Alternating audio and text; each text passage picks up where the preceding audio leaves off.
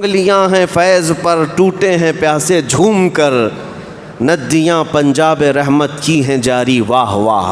آتا ہجرت کا چھٹا سال ہے۔ اس چھٹے سال میں بہت سارے اہم واقعات پیش آئے، لیکن جو تاریخ کا ایک سب سے بڑا اہم واقعہ پیش آیا ہے چھٹے سال میں، وہ صلح حدیبیہ کا واقعہ ہے۔ مسئلہ یوں تھا کہ ذی القعدہ کا مہینہ چل رہا تھا، شوال کے بعد ذی القعدہ ہے۔ نبی کریم صلی اللہ تعالیٰ علیہ وسلم مدینہ طیبہ سے صحابہ کے ساتھ عمرہ کی غرض سے نکلے، اور 1400 صحابہ حضور کے ساتھ احرام پہن کر کے نکلے تھے۔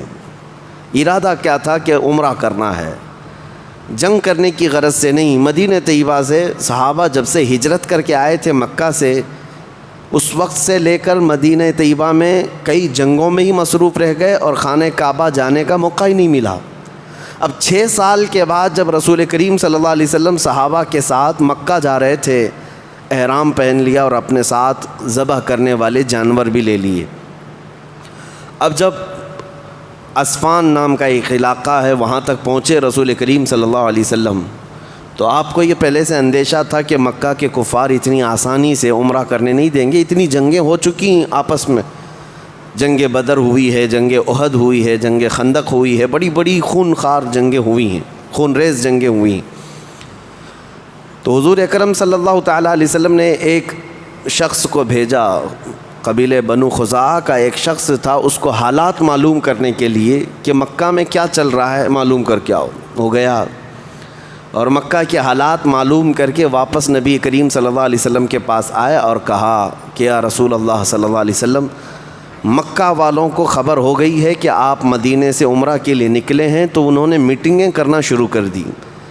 مکہ کے اندر جتنے قبیلے تھے، جتنے خاندان تھے، سبوں نے بیٹھ کر کے یہ میٹنگ کیا ہے کہ آپ کو ہرگز مکہ میں داخل ہونے نہیں دیں گے، اور آپ کے ساتھ جنگ کرنے کی بھی انہوں نے تیاریاں شروع کر دی ہیں۔ اور اس میں سرکردہ سربراہ جو ہے وہ خالد بن ولید تھے اور اکرمہ بن ابو جہل کے بیٹے اکرمہ اور خالد بن ولید۔ ابھی تو وہ اسلام لائے ہوئے نہیں تھے، میٹنگوں میں وہ سر فہرست تھے اور سارے لوگوں کی جماعتیں جمع کر رہے تھے کہ مسلمانوں کو مکہ میں انٹر ہونے نہیں دیا جائے گا۔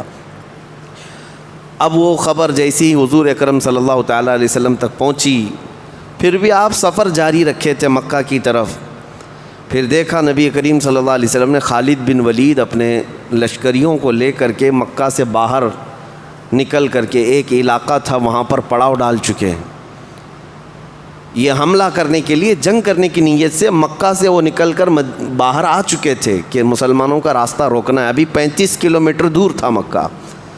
نبی پاک صلی اللہ تعالیٰ علیہ وسلم جو شاہراہ تھی، جو بڑا راستہ تھا، اس کو بدل کر کے چھوٹے راستے پر آ گئے، اور اس کے بعد ایک کنویں کے پاس جا کر نبی کریم صلی اللہ علیہ وسلم نے اپنی صحابہ کو اترنے کا حکم دیا۔ یہ وہ علاقہ ہے جس کو حدیبیہ کہتے ہیں، اس علاقے کا نام حدیبیہ تھا، وہاں ایک کنواں تھا۔ اب جیسے ہی اترے 1400 صحابہ ہیں، پانی تھوڑا سا اس کنویں میں تھا، چند صحابہ نے پانی کیا لیا، وہ کنواں ہی سوکھ گیا، اور یہ گرمیوں کے دن تھے۔ نبی پاک صلی اللہ تعالیٰ علیہ وسلم کے پاس اب صحابہ اپنی شکایتیں لے کر کے آنے لگے کہ ہمارے جانور بھی بھوکے پیاسے اور ہم سب کو بھی پانی میسر نہیں، اور سامنے کفار مکہ کی فوجیں حملہ کرنے کے لیے کھڑی ہیں، اب کیا کیا جائے؟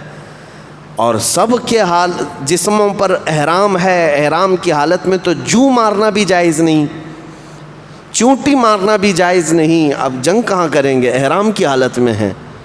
نبی پاک صلی اللہ تعالیٰ علیہ وسلم حدیبیہ کے موقع پر صحابہ میں سے ایک صحابی سے کہتے ہیں تمہارے پاس برتن ہے تو لاؤ۔ وہ برتن لے کر کے آئے، اللہ کے نبی صلی اللہ تعالیٰ علیہ وسلم نے اپنا ہاتھ اس میں رکھا، اور حضور صلی اللہ تعالیٰ علیہ وسلم نے جیسی برتن میں ہاتھ رکھا، ہر انگلی کے بیچ سے پانی کے چشمے جاری ہو گئے۔ انگلیاں ہیں فیض پر ٹوٹے ہیں پیاسے جھوم کر، ندیاں پنجاب رحمت کی ہیں جاری واہ واہ۔